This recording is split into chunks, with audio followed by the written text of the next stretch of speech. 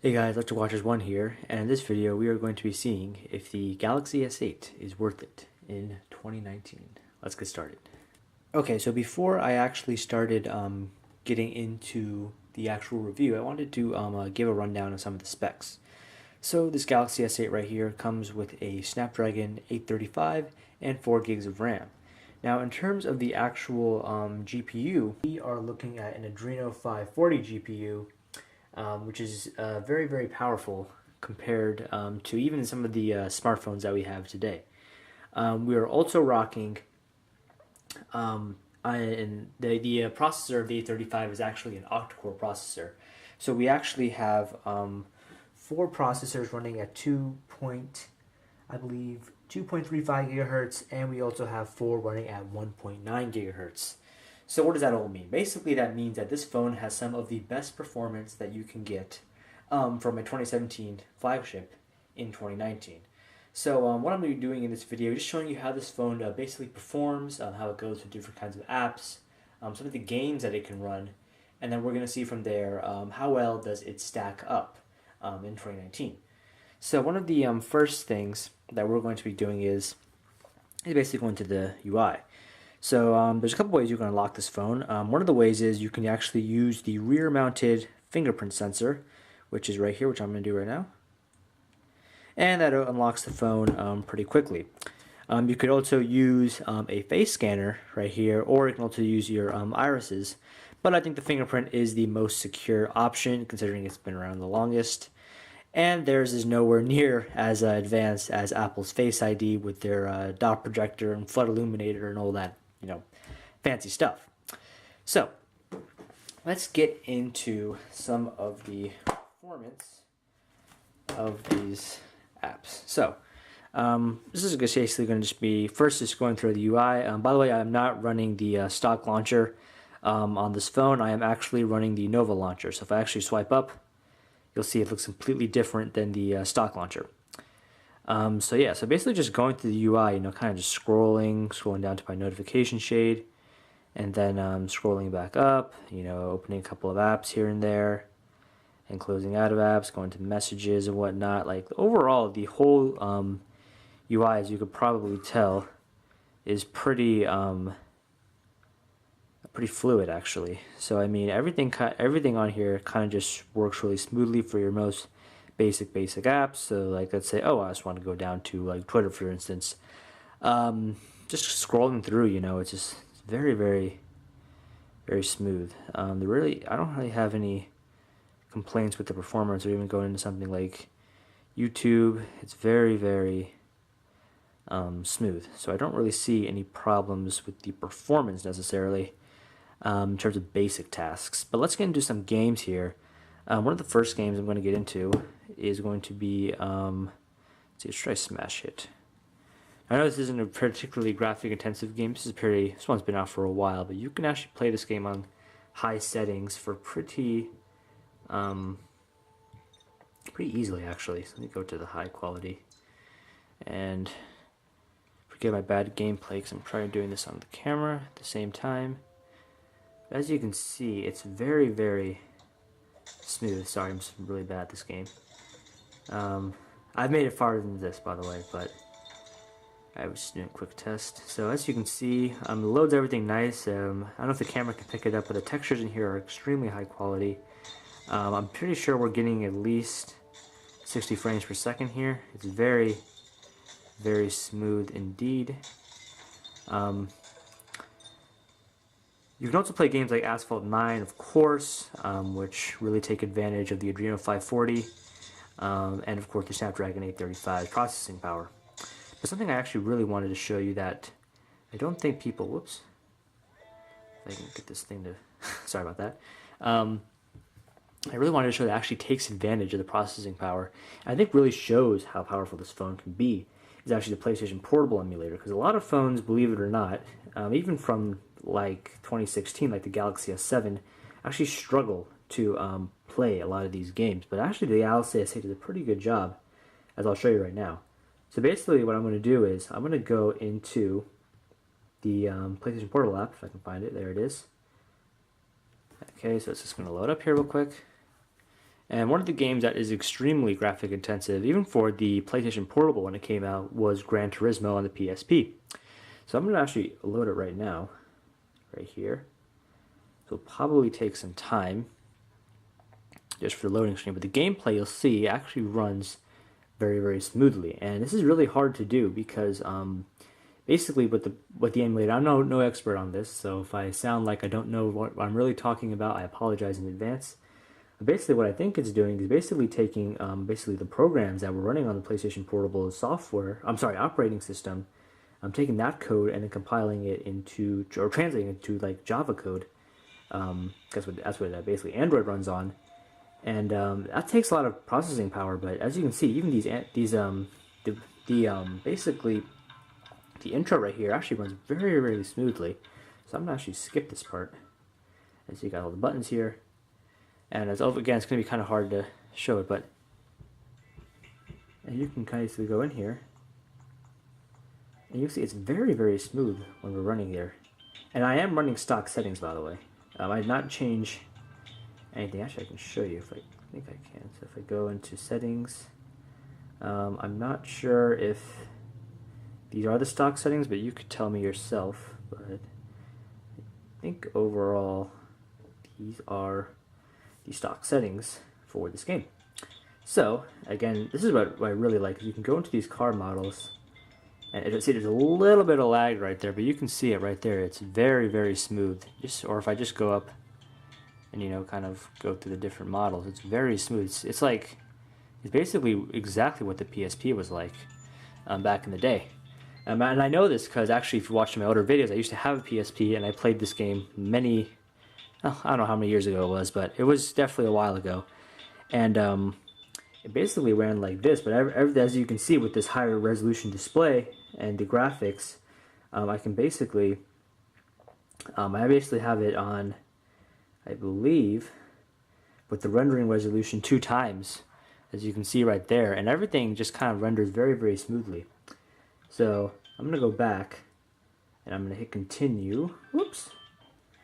So anyway, let's go ahead and get into some gameplay here. So I'm going to go ahead and scroll over to, single player. And so I got a Nissan GTR here, high speed ring, and then we'll go ahead and hit go. Okay.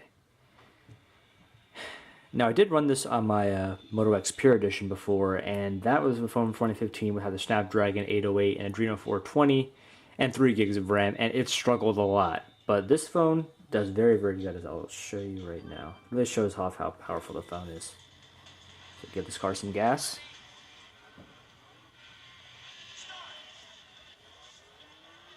As you can see, kind of just going back here, very, very smooth, and the audio too plays incredibly smoothly as well. So of course I'm gonna go ahead and overtake these cars. I'm not gonna show you the whole thing, but I think you'll get the idea of how well this game performs. As you can see, it's very, very smooth in terms of how it plays. And going into corners and everything is very, very smooth as well. So I can go ahead and there. So I'm just gonna quit out of there, but we're just gonna add to the menu. There's also other games like Battlefront, but I won't show those because basically it's the same thing. They're playing at 60 frames per second, near flawlessly. But this game right here was considered to be pushing the PSP to its limits at the time. So the fact that a phone from 2017 can play this game even better than a PlayStation Portable really shows off how powerful this phone truly is. So basically that would be in terms of everything, in terms of the gaming performance and overall UI performance. Now, in terms of the camera on the Galaxy S8, we are looking at a 12 megapixel camera with an f1.7 aperture, and it's got LED flash, auto HDR, yada yada yada, and it can shoot 4K at 30 frames per second or 1080p at 60 frames per second. And it can also shoot things like slow-mo and the things that we are used to. And even the camera on the front here is an 8 megapixel with the 1.7 aperture and autofocus and things like that. And it can shoot Quad HD at 30 frames per second, which is very, very good. Now I'm going to be going ahead and putting up some photo samples right here. But as you can see from many of these photos, they're really good with the colors. They make things kind of pop, look very very vibrant. There's a lot of good detail in them, a lot of light being let in. Some of these cars that some of these photos I've taken are of cars or of outdoor scenery, and as you can see, the photos overall look very very pleasant. I definitely think they could be used in a 2019 setting. Now, in terms of other miscellaneous sort of things about this phone does have a heart rate. In fact, every Galaxy has had, at least for the S line, has had a heart rate since 2015 with the Galaxy S6. But I'll just go ahead and give a quick demo in terms of how that works.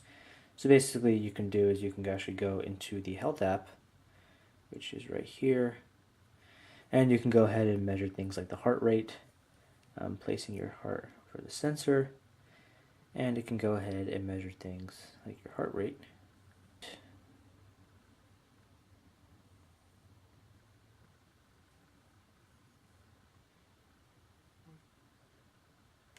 And there you go, 50 beats per minute, which I think is pretty good.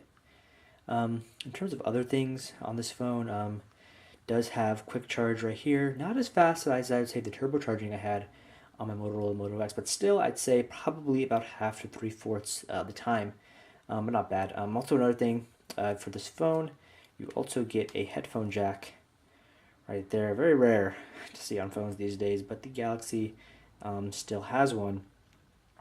And so that is a very good thing. Now, in terms of other features on this phone, you also get the Bixby button right here. So if you go ahead and unlock the phone, you hit this button right here, you go get right into Bixby, which I don't use at all, so you can probably tell because it's asking me for all these permissions, because I just use Google Assistant. So I can just hit this thing right here, hold on the home button, comes up. Tell me a joke.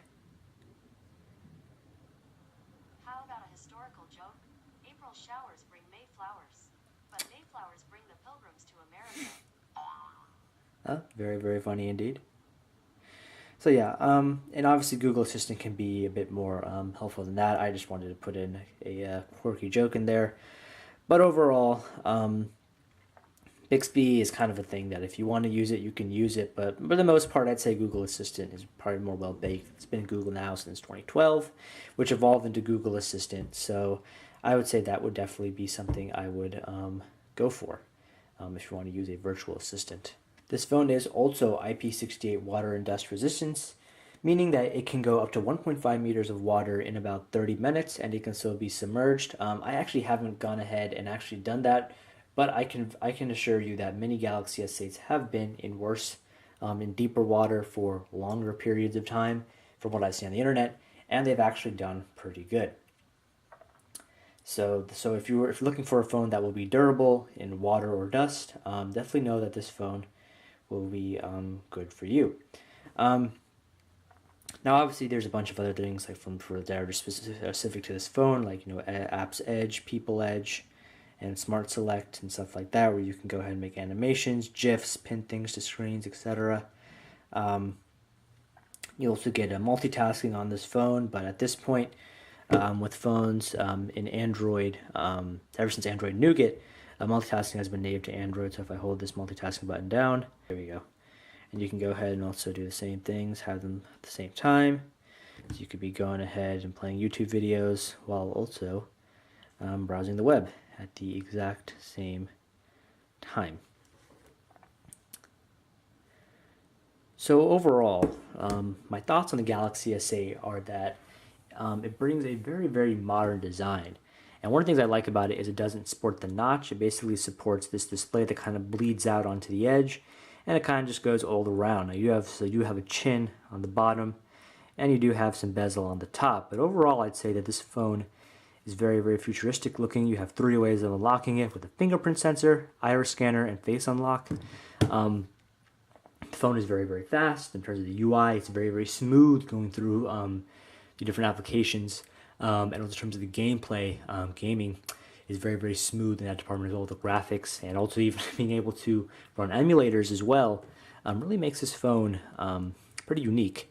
And if you want to know, well, okay, this Galaxy S8 seems pretty good. Well, how much can I get it for in 2019? And what I'd be saying is, if you're looking for it on the new market, typically you can find this phone hovering for around $500 at Best Buy. That's how much I got this for a couple months ago back in the summer. But if you wanted to get this phone used, you could be finding this phone for actually pretty good deals at $300, or if you even dig a little, 250, 220. If you look around on eBay or some places like that. But overall, I'd say that this is definitely a worthy buy in 2019, and I'd even say this is a worthy buy in 2021, possibly even 2022. It's a very, very capable smartphone. It gets great battery life, by the way. I'm at 75% right now, but typically I end the days around like 30% or possibly even higher depending on my usage, but very, very good in terms of the battery life. So overall, I would say definitely yes, it's a green light for me. Buy the Galaxy S8 in 2019 if you don't want to spend a lot of money on the Galaxy S9. And with rumors of the Galaxy S10 going over $1,000 with that Infinity O display, I definitely recommend you just go for this. The only thing you're missing out really on the S8 is you don't get that variable aperture right here. So the lens can't let in more or less light. But other than that, though, really the design is basically the same. It has a slightly taller screen. It's taller and sort of wider on the S9, but it's still basically the same phone. Basically with the just a slightly worse specs, 835. But as I've shown you from the gaming performance, this thing is still quite a beast. So I definitely recommend getting this phone. I know I said like 1,000 times, but I really, really enjoy this phone. It is my daily driver, by the way. And yeah, so if you were being a little bit hesitant on this S8, don't worry. You should definitely buy this in 2019. So anyway, guys, thank you so much for watching this video. Please like the video if you liked it, and hey, if you even want to subscribe, there's a subscription button down below if you wanted to join me there. Anyway, guys, I'd like to watch as one, signing out.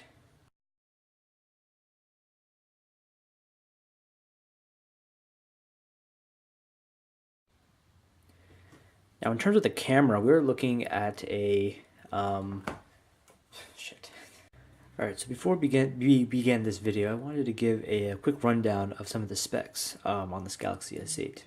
So, one of the okay, start over.